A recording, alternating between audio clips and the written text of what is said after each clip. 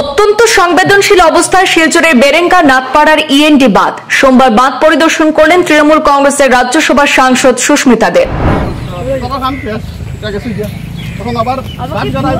This is 1.69 crores, that one.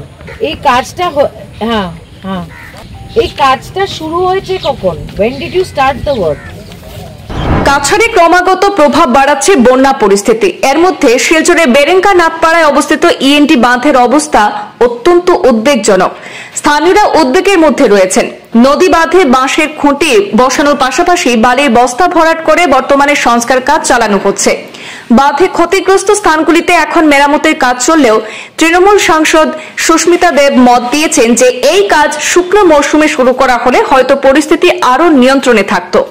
Susmita দেব বলেন, প্রতি বছর বর্ষার আগেই বাঁধে সমস্যা দেখা যায়, অথচ সময়মতো সংস্কার না হওয়ার ফলে এবারও সমস্যার সম্মুখীন হচ্ছেন আশপাশের লোকজন। প্রতি বছরই বর্ষার ঠিক আগে সংস্কারের কাজ শুরু হয়। বিষয়টি যেন নিয়মে পরিণত হয়েছে। এটি শুধুই পরিকল্পনার ঘাটতি নাকি এর পেছনে অন্য কিছু রয়েছে, এ নিয়ে এখন আলোচনা চলছে। অনেকেই মনে করছেন এই বিলম্ব এবং ব্যবস্থাপনাগত সমস্যার পেছনে স্বচ্ছতা ঘাটতির আশঙ্কা রয়েছে। যদিও প্রশাসনের পক্ষ থেকে এখনো কোনো আনুষ্ঠানিক প্রতিক্রিয়া পাওয়া যায়নি। এদিকে বর্ষার মধ্যে এলাকার মানুষজন উদ্বেগের মধ্যে দিন কাটাচ্ছেন। দ্রুত এবং স্থায়ী সমাধানের দাবি জানিয়েছেন তৃণমূল কংগ্রেসের রাজ্যসভার সাংসদ সুস্মিতা দেব।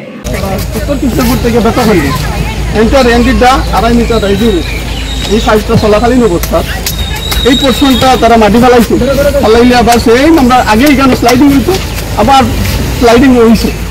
স্লাইডিংটা যে সময় তারা এখানে মাটি ফেলায় এমনি তো আনপ্ল্যানিং হয়েছে মাটি ফেলানি মূল কারণ হয়েছে যেটা প্রোটেকশন আছে আগে প্রোটেকশনটা ফেল করছে। এখন আবার মাটি ফেলাইছে, আবার গেছে, যাওয়ার পরে তারা আইসন ওইটা আমরা মানে গাঁর পয়সা করে বাস ঢুকাইছে, মাটি দিয়ে না বাস ঢুকাইছেন, বাস ঢুকে যায় তখন দেখা যায় বাস জায়গাত রয়েছে শীতল যদি কাজ করতে আইসে ওই রাজাপুর আইসে বন্যা দিছে একটা টাইম এই সময় কাবালা টাইম আছে, এই সময় তারা হয়েছে তারা বলছে খাই করিলাম 2-4 দিনের মধ্যে খাই ধর্ম আমিও আগে শরীর করেছি, তারা আন্দোলন করছে। আমরা তো বিক্ষিপ্তভাবে আস্তাকে আমার সবাই আমার নাম দিচ্ছি প্রতিবাদ করছি। তারা খাই যে সময় ধরছে বৃষ্টি প্রথম যেদিন জড়িয়ে একটা আইছিল কিনা আমরা মনে আছে এই বছর লাস্ট সিজনে বৃষ্টি আইছে, বৃষ্টি আবার পরের দিন আইছে, আমি ওদিনও বলছি ওরা খাই শুরু হইব। পরের দিনে গেছি বাম্বু গাড়া শুরু হয়েছে, বাম্বু গাড়া তো খোলাখালীন অবস্থা জলাই গেছে। এখন তো 1 নম্বর কথা হইলে আমরা নৈশাল অলরেডি ওয়াটার লগিং করা, আস্থা শহর ওয়াটার লগিং আছে, এখন খালি যদি জল ঢুকে আমরা মাথা বুঝতে পারি। সমস্যাটা হয়েছে এখন যে তারা বস্তা লেগে আইসেন ওই বস্তাটাও যদি এখানে না মাটি ফেলাইয়া বস্তাটা যদি সারিবদ্ধভাবে এর আগে দিয়ে রাখা হইতে পারে আসেন, আজকে যদি আরো স্পিডে পারে এই বস্তাটা হইব না 1.5 মিটার জল মারলে বস্তা খাই যেত। আজকে আমি বেরেঙ্গায় নাথপাড়ায় এসেছি এবং এখানের স্থানীয় অনেক জনসাধারণ রয়েছেন।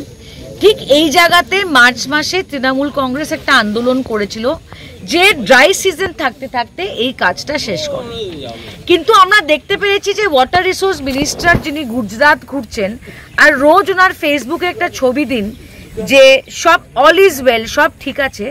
ওনার উচিত যেখানে এই ধরনের থার্ড ক্লাস কাজ হয়েছে, যেখানে বাঁশ দিয়ে পাড় ভাঙ্গন ঠিক করার চেষ্টা করে হচ্ছে, যেখানে সিজন মতো কাজ হয়নি, মাননীয় মন্ত্রীর এখানে আসা উচিত।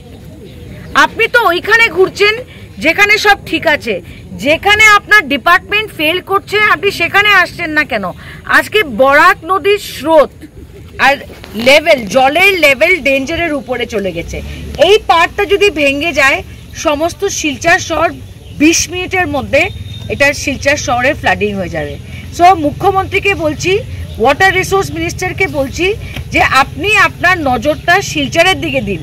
আপনি বেঙ্গল গিয়ে মমতা ব্যানার্জির রাস্তার কথা বলছেন, নিজের কাজের উপরে এসে আগে ফোকাস করেন, নালে শিলচরের মানুষ ঠিক আগের বারের মতো আবার বিপদে পড়বে।